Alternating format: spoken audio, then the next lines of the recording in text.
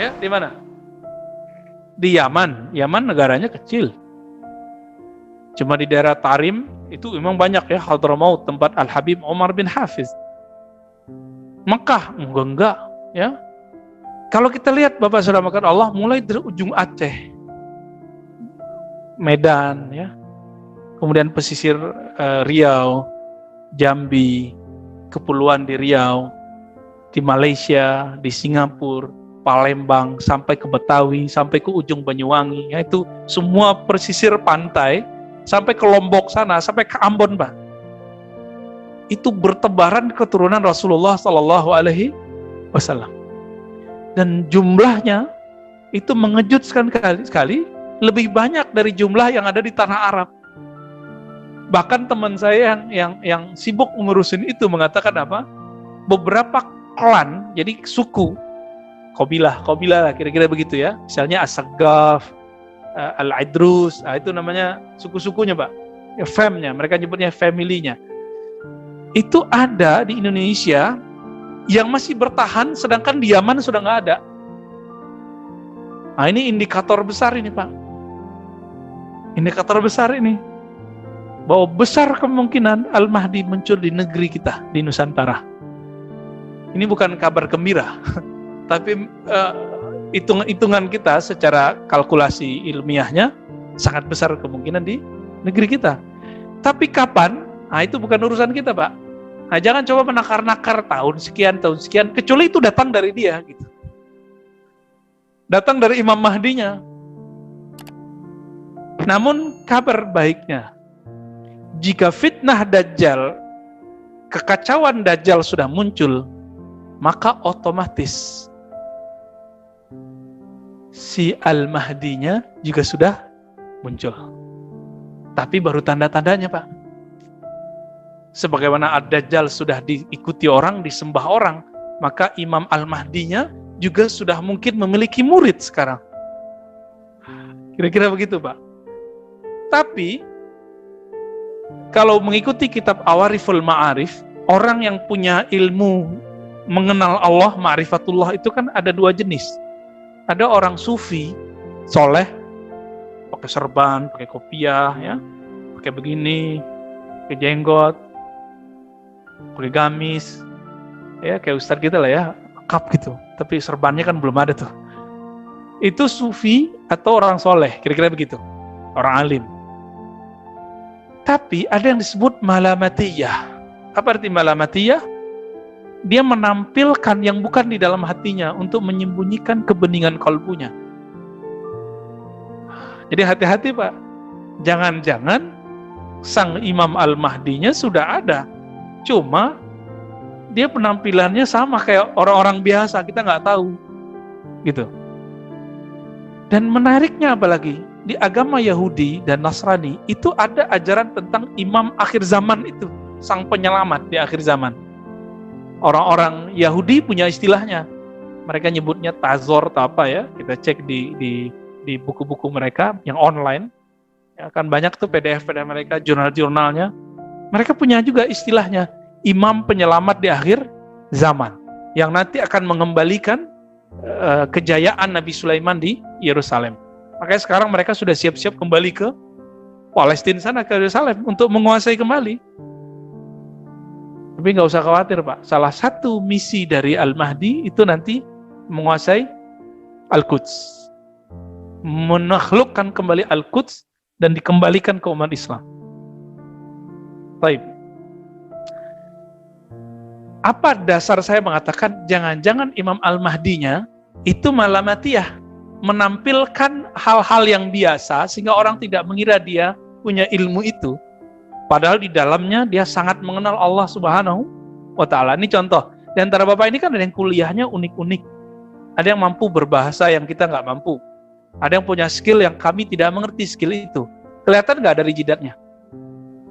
Nggak ya? Kalau Bapak nggak berpenampilan dosen di kampus, kita nggak ngerti kalau Bapak ini seorang dosen. Bapak ini seorang direktur, GM. Kalau nggak ada kartu pengenal, kita kan nggak ngerti. Baju semua orang sama, kira-kira mirip begitulah Pak. Ya, mirip-mirip begitulah. Dia pakaiannya sama kayak kita, tapi rohaninya kualitasnya berbeda. Apa dalilnya? Dalam banyak hadis, salah satunya riwayat ini dikatakan yuslihuhullahu ta'ala fi lailah. Allah nanti akan islah dia. Islah artinya apa? Allah bersihkan dia, Allah perbaiki zahirnya supaya sesuai dengan batinnya dalam semalam. Au qala fi yaumain. Di riwayat Imam Abu Nuaim dikatakan atau 2 hari. 2 hari itu artinya 2 kali. Saya mau tanya, ini mengikuti tadi, Nabi mengatakan tanda-tandanya seperti tandaku, namanya seperti namaku, ilmunya seperti ilmuku. Nabi berapa kali dibersihkan dadanya oleh malaikat Jibril? Masih ingat? Rasulullah ketika mulai kanak-kanak, ya kira-kira umur 6-7 tahun, itu dibeleh pada dadanya, dibersihkan oleh Jibril. Saudara sesusuannya, anak dari Halimah Sa'diyah, melihat itu, dikira saudaranya bernama Muhammad bin Abdullah itu akan dibunuh oleh orang putih berpakaian putih ketika membelah dadanya. Lari dah dia mengejar ayahnya dan ibunya. Wahai ibu, ada orang mau membunuh saudaraku Muhammad. Datanglah, ya, mengejar ini ayahnya, ayah susunya dan ibu susunya. Pas datang Nabi Muhammad duduk-duduk lagi main pasir kira-kira gitu ya. Bengong anaknya. Tapi Halimah Sa'diyah sudah mengumpulkan keanehan-keanehan Nabi semenjak beliau diambil, dibawa ke atas onta, padahal ontanya itu kecil ya, tapi kok menjadi lebih cepat dan lebih seger. Dia sudah catat semua itu dalam pikirannya. Ini bukan orang biasa. Ini bukan orang biasa. Ternyata dulu Halimah Sa'diyah pernah mendengar juga kalam-kalam dari Aminah, bahwa Aminah mengatakan satu ba'asu rasulah, Muhammad kamu akan dibangkitkan menjadi seorang rasul. Itu sebabnya bagi ahlus sunnah mayoritas ibundanya Nabi bukan musyrik. Enggak musyrikah Pak? Enggak musyrik. Ayahnya Nabi tidak musyrik. Ini mayoritas ahlus sunnah ya. Hanya ekstremis yang mengatakan orang tua Nabi masuk neraka atau musyrik. Oke. Jadi kalau Nabi dibersihkan di waktu kecil, lalu terakhir sebelum Mi'raj, benar nggak? Coba dihitung, Pak. Sebelum Mi'raj itu berapa tahun Nabi lamanya? Dari umur 7 kira-kira sampai 3 tahun sebelum beliau berhijrah ke Madinah. Nabi hijrah ke Madinah itu sudah 50-an tahun umurnya. Kira-kira ya, 50 sekian lah. Karena Khadijah sudah wafat. Khadijah sudah wafat ya. Pamannya Abu Thalib sudah wafat. Diperkirakan oleh ahli sejarah 3 tahun sebelum Nabi hijrah. Kira-kira nih ya, ada yang mengatakan 2 tahun, tergantung nih riwayat mana yang dia pakai. Maka kalau kita ngikutin ritme ini, Pak, Al-Mahdi itu juga akan dibersihkan oleh Allah sebanyak 2 kali. Pertama waktu kecilnya kira-kira umur 6 atau 7 tahun. Yang kedua sebelum beliau mendeklarasikan atau hijrah dirinya sebagai Al-Mahdi di depan umat. Kira-kira begitu. Kira-kira berapa tahun? 2 atau 3 tahun. Ini perkiraan Bapak ya. Maka kalau dihitung berarti 3 tahun setelah itu terjadi perperangan antara beliau dengan Dajjal. Tapi kapan tahunnya? Wallahu a'lam. Kita nggak tahu nih kapan tahunnya. Cuma melihat pandemi sudah begini, sudah meliputi dunia dan seisinya. Ini yang saya sebut dengan dalam hadis Nabi, muliat jauran. Bumi, dunia sudah dipenuhi dengan kebohongan dan kezaliman. Dan perlu diingat Bapak Saudara maka Allah, Al-Mahdi tidak maksum. Tapi rohaninya mengikuti, mewarisi rohani Nabi. Plek, hampir semua. Hampir semua. Bedanya Nabi Muhammad SAW punya hak membawa syariat baru, kalau beliau tidak. Gitu aja bedanya. Beliau hanya nanti akan mengikuti syariat Nabi Muhammad SAW sebagaimana Nabi Isa ketika turun. Ini bagian akhir yang mau saya ceritakan. Ketika Imam Mahdi itu memimpin sholat, jadi dunia sudah dikuasai oleh Dajjal nih dalam waktu 40 hari itu. belum sampai 40 hari, mungkin 20-30, itu semua wilayah di dunia sudah hancur. Bayangkan Pak sekarang, kalau semua negara resesi, habis resesi nanti apa lanjutannya?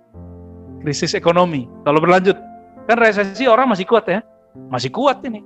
Cuma pertumbuhan ekonominya yang nggak ada. Ya udah minus. Kita waktu tahun 98 sampai 20-an minusnya. Kalau berlanjut, ini bisa semua negara, bukan negeri kita aja. Nah, ini yang disebut jauran, kezoliman di mana-mana. Di saat itulah Al-Mahdi itu kemudian datang ke Makkah, Madinah. Jadi Imam Al-Mahdi sekarang bukan di Makkah, bukan di Madinah. Tapi beliau nanti akan datang ke sana. Kenapa? Di sana itu dijaga oleh malaikat Allah sehingga Dajjal tidak bisa masuk. Gitu. Di saat berjuang dan itu diperdebatkan di mana tempatnya, apakah itu di Syam atau di Al-Quds atau di mana tempatnya, lagi sholat, mau sholat nih, udah maju Imam Al-Mahdinya mau jadi imam. Nabi Isa turun. Ketika Nabi Isa turun, hanya Al-Mahdi yang mengerti itu Nabi Isa. Ya, apa kata beliau? Wahai Ruhullah, Isa ibn Maryam, silakan mengimami kami. Karena beliau seorang Nabi.